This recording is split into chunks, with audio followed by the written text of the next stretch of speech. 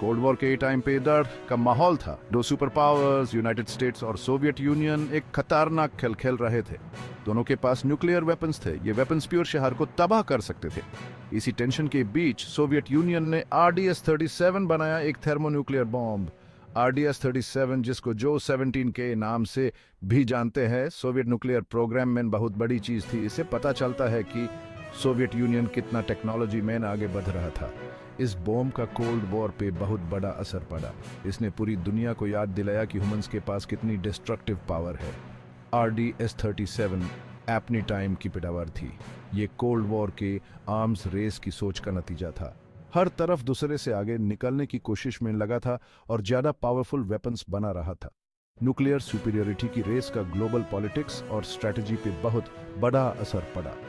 RDS-37 अपनी power के साथ ISS डेडली गेम का मुख्य उदाहरण बना।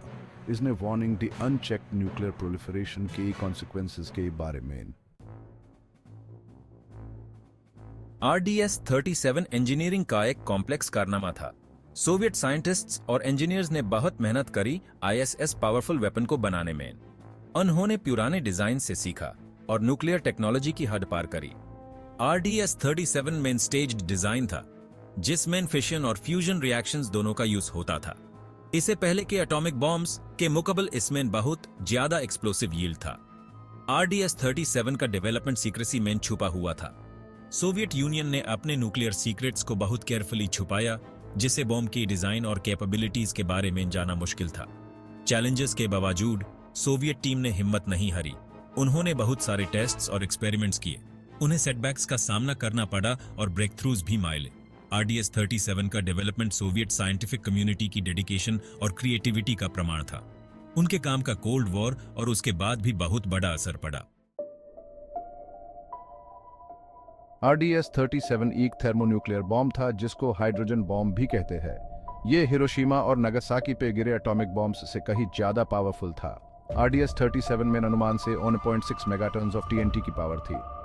इसका मतलब है कि इसमें 1.6 मिलियन टन्स ऑफ TNT की एक्सप्लोसिव पावर थी। समझने के लिए, हिरोशिमा पे गिरे बॉम्ब में 15 किलोटन्स की पावर थी, मतलब RDS-37 उससे 100 टाइम्स से भी ज्यादा पावरफुल था। बॉम्ब खुद बहुत बड़ा था। इसका वेट के टोन्स था और इसको कैरी करने के लिए स्पेशली डिजाइंड बॉम्बर की जरूरत थी। RDS-37 का साइज और वेट इसके कॉम्प्लेक्स डिजाइन को दर्शाता है। यह दिखाता है कि Soviet union nuclear weapons technology में कितना आगे निकाल गया था। RDS-37 का पहला टेस्ट नवंबर 22, 1955 को सेमीपालातिन्स्क टेस्ट साइट इन कजाकिस्तान में हुआ था। यह टेस्ट एक बहुत इंपॉर्टेंट इवेंट था। इसने सोवियत यूनियन के थर्मोन्यूक्लियर वेपन्स के युग में प्रवेश की घोषणा करी। धमाका बहुत बड़ा था, जिसको सैकड़ों माइल्स दूर से देखा जा सकता था। इसके शॉकवेव्स पूरे रीजन में महसूस किए गए। टेस्ट का सराउंडिंग एनवायरनमेंट पे बहुत बड़ा असर पड़ा, जिससे रेडियो एक्टिव कंटामिनेशन फैल गया।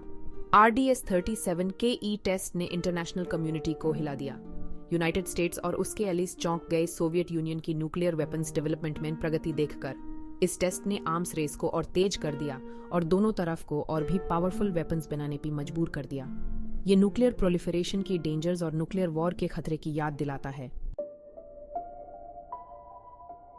RDS-37 के सक्सेसफुल टेस्ट का कोल्ड वॉर पे बहुत बड़ा असर पड़ा। इसने पावर बैलेंस को बदल दिया, ये दिखाकर कि सोवियत यूनियन के पास अब अनइमेजिनेबल डिस्ट्रक्शन वाला वेपन है। इस डेवलपमेंट ने वेस्ट में चिंता और भय फैला दिया, जिससे टेंशन और मिसट्रस्ट का माहौल बन गया। न्यूक्लियर एनाइलेशन का खतरा ग्लोबल पॉलिटिक्स पे मंडराने लगा। RDS-37 टेस्ट ने यूनाइटेड स्टेट्स और सोवियत यूनियन के बीच आर्म्स रेस को और भड़का दिया। दोनों सुपर पावर्स ने और भी पावरफुल थर्मोन्यूक्लियर वेपन्स बनाने में अपना पैसा झोंक दिया, जिससे न्यूक्लियर स्टैंड ऑफ और खतरनाक हो गया। इस आर्म्स रेस के दूरगामी परिणाम हुए, जिसने मिलिट्री बजट्स और साइंटिफिक रिसर्च से लेकर इंटरनेशनल रिलेशंस और पॉपुलर कल्चर तक सबको प्रभावित किया।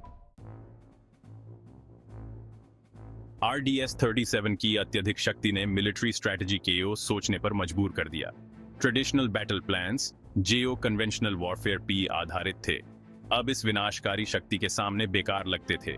म्यूचुअली अश्योर्ड डिस्ट्रक्शन या MAD के कॉन्सेप्ट सामने आया, जिसमें दोनों पक्षों ने यह मान लिया कि किसी भी न्यूक्लियर अटैक का अंजाम उनका खुद का विनाश होगा। RDS-37 जैसे थर्मोन्यूक्लियर वेपन्स के विकास ने नए मिलिट्री डॉक्ट्रिन्स को जन्म दिया। देशों ने डिलीवरी सिस्टम्स जैसे लॉन्ग रेंज बॉम्बर्स और इंटरकॉन्टिनेंटल बैलिस्टिक मिसाइल्स या ICBMs में भारी निवेश किया, जो इन विनाशकारी हथियारों को दूर दूर तक पहुंचा सकते थे। युद्ध की प्रकृति ही बदल गई थी और दुनिया स्ट्रेटेजिक थिंकिंग के एक नए युग में प्रवेश कर गई, जिसे न्यूक्लियर थ्रेट का साया हमेशा रहता था। RDS-37 भले ही अविश्वसनीय रूप से शक्तिशाली था, लेकिन यह सोवियत यूनियन द्वारा विकसित सबसे शक्तिशाली हथियार नहीं था। यह गरिमा तो कुख्यात त्सार बोम्बा को मिली, जिसे 1961 में विस्फोट किया गया था। त्सार बोम्बा की अनुमानित क्षमता 50 मेगाटॉन्स थी, जो RDS-37 की विस्फोटक शक्ति को बौना कर देती है। हालांकि RDS-37 का डिजाइन ज्यादा व्यावहारिक था। जहां त्सार बोम्बा ने सोवियत तकनीकी शक्ति का प्रदर्शन किया, वहीं RDS-37 को एक तैनात किए जा सकने वाले हथियार के रूप में डिजाइन किया गया था। इसके विकास ने सोवियत परमाणु शस्त्रागार में एक महत्वपूर्ण कदम आगे बढ़ाया, जिससे शक्तिशाली थर्मोन्यूक्लियर हथियार बनाने की उनकी क्षमता का पता चलता है, जिन्हें उनकी सैन्य रणनीति में एकीकृत किया जा सकता है। जैसे जैसे शीत युद्ध आगे बढ़ा, संयुक्त राज्य अमेरिका और सोवियत संघ दोनों ने परमाणु हथियारों के प्रसार को सीमित करने की आवश्यकता को पहचाना। इन विनाशकारी हथियारों के विकास और परीक्षण को सीमित करने वाली संधियों पर हस्ताक्षर किए गए। RDS-37 उस युग के कई अन्य परमाणु हथियारों की तरह अंततः सेवा से हटा दिया गया। अपने निरस्तीकरण के बावजूद RDS-37 की विरासत आज भी जीवित है। यह परमाणु प्रसार के खतरों और शस्त्र नियंत्रण के महत्व की याद दिलाता है। शीत युद्ध के शस्त्र दौड़ से सीखे गए सबक आज भी अंतरराष्ट्रीय संबंधों और गैर प्रसार के प्रयासों को सूचित करते हैं। RDS-87 एक खतरनाक युग का एक कठोर प्रतीक है।